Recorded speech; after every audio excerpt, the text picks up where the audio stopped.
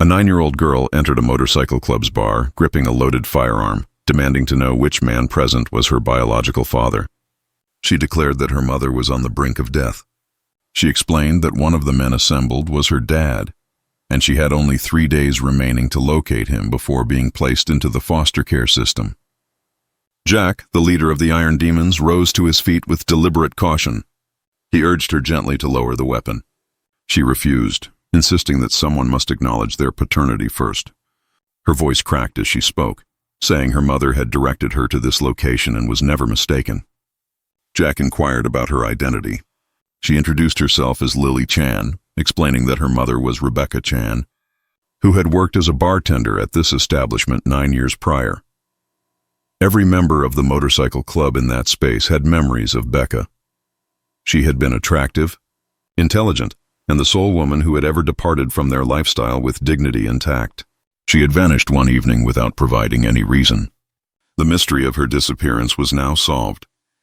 Jack asked about Rebecca's current whereabouts.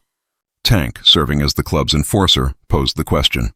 Lily answered that her mother was at St. Mary's Hospital in room 507, succumbing to injuries sustained when her boyfriend violently shoved her down a staircase. The atmosphere in the room became intensely hostile. Lily went on, her weapon trembling in her grip, explaining that her mother refused to reveal her father's identity. She stated that her mother had simply instructed her to come to the Iron Demons establishment and present a particular item to them. Using her available hand, she retrieved a photograph from her possession. The image captured Becca, appearing 9 years younger, alongside 5 motorcycle club members during a holiday celebration. Lily's biological father was among those men. Jack immediately identified all individuals featured in that picture. 3 of the men shown were currently in the room. Lily whispered that her genuine father would offer her protection. However, she had no way of determining his identity.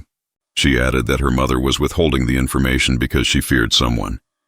Jack questioned whom her mother was afraid of. Lily revealed it was her boyfriend Marcus. She explained that he was a law enforcement officer who had threatened to kill both of them if Rebecca disclosed the identity of Lily's real father. A corrupt police detective threatening a terminally ill woman and her vulnerable child created an extraordinarily difficult situation. Jack urged Lily to lower her weapon so they could provide assistance. Lily refused emphatically, insisting that one of them had to be her father. Tears streamed down her face while she maintained her aim with the firearm. She expressed her fear of entering the foster care system.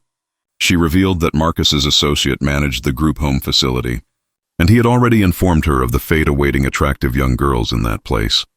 The disturbing implication of her statement triggered an overwhelming desire for vengeance among all the bikers present.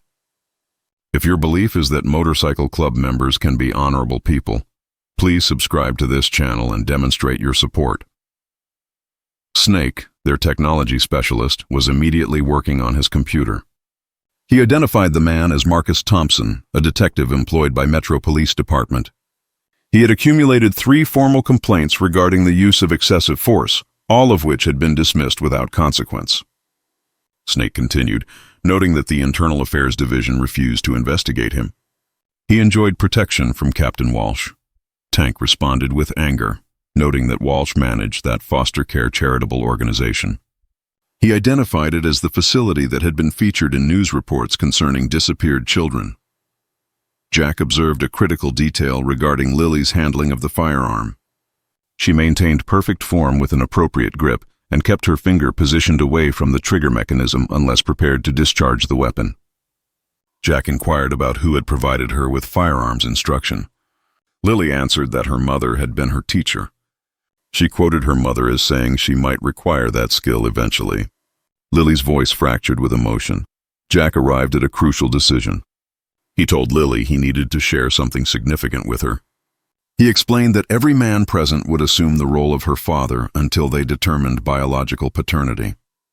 Lily objected, stating that his proposal was illogical. Jack clarified that within their community, his approach made perfect sense. He reminded her that she had approached them seeking protection, and that protection would be provided by every member present. Lily pointed out that DNA testing requires a 2-week period. Jack acknowledged that her mother had only 3 days remaining. He stated they didn't require genetic confirmation to provide protection. Lily gradually lowered her weapon to a less threatening position. She asked if they were making a genuine commitment. Tank declared that members of the Iron Demons never violate promises made to children. At that moment, they detected the sound of emergency vehicle sirens approaching. Multiple patrol vehicles were drawing nearer.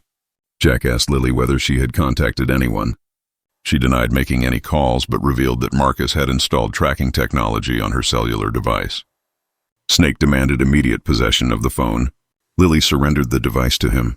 Snake destroyed it without hesitation. Razor announced from his position near the window that their intervention was unsuccessful. He reported 8 police vehicles had surrounded their location. Detective Marcus Thompson entered with an arrogant demeanor, as though he possessed authority over the establishment. He was tall, with a muscular build, and possessed emotionless eyes that focused on Lily for an inappropriate duration. He addressed Lily with false warmth, stating he had located her. He announced it was time for her to accompany him back. Jack firmly stated she would not be departing with him under any circumstances. Marcus responded with derisive laughter. He pointed out the unfavorable odds of 23 individuals with criminal histories confronting 8 law enforcement officers, questioning Jack's confidence. A voice emerged from the corner, claiming ownership of Lily. Everyone's attention shifted to Wolf, the most reserved member of their organization. Standing at 6 feet 5 inches with extensive scarring covering his body, he rarely spoke about his history. Marcus expressed confusion at the interruption. Wolf declared that Lily was his biological daughter. He demanded DNA testing to establish paternity. Marcus's expression became hostile. He stated that paternity was irrelevant given the legal circumstances. He claimed that her mother retained legal custody, and he possessed power of attorney during her medical incapacitation.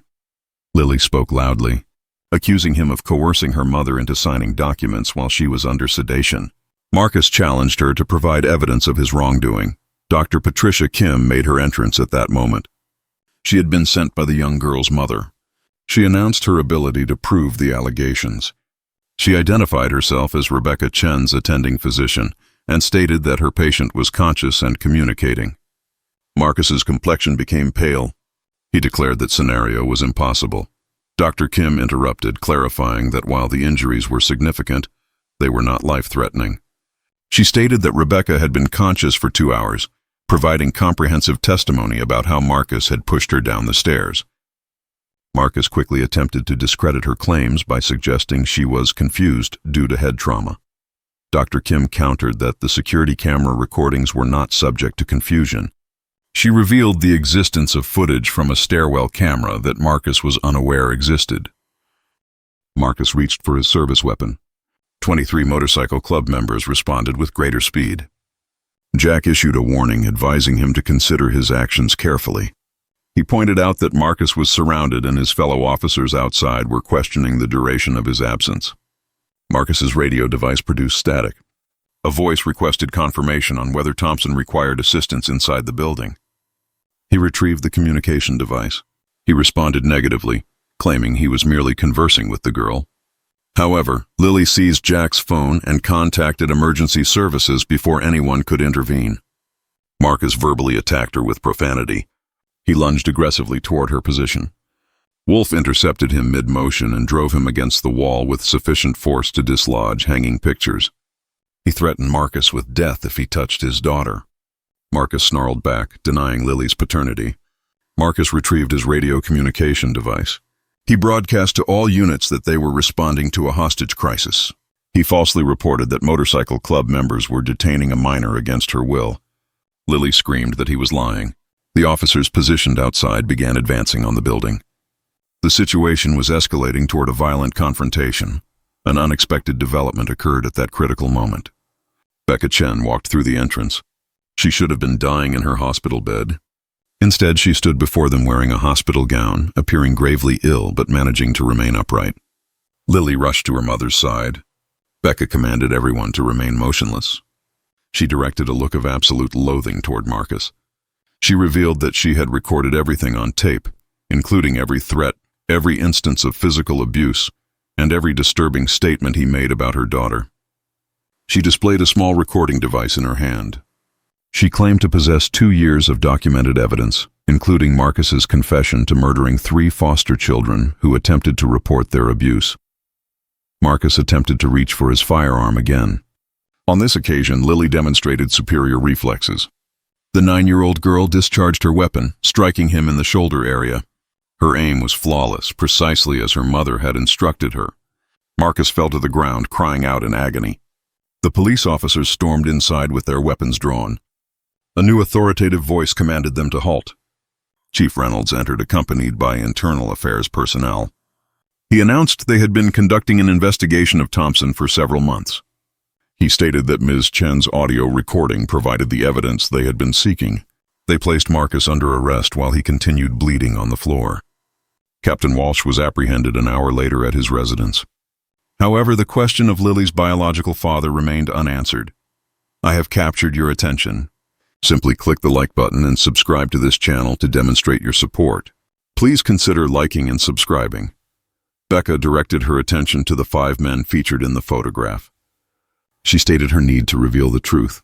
Everyone waited in anticipation. She admitted she did not know which man was Lily's father. Becca acknowledged that the December in question had been a complicated time. These men did not pass judgment, understanding the nature of complicated circumstances. She continued, explaining that she knew who she desired to be the father, directing her gaze toward Wolf. Jack questioned her reasoning for selecting him. She explained that he was the only one who visited her during her hospitalization 9 years prior when she was expecting a child. She recalled that he brought flowers and offered assistance if she ever required it. Wolf's scarred features softened with emotion. He confirmed he remembered that visit. Becca continued, noting that he never questioned the circumstances of her pregnancy. He had simply inquired about her well-being. Wolf asked if she had been all right.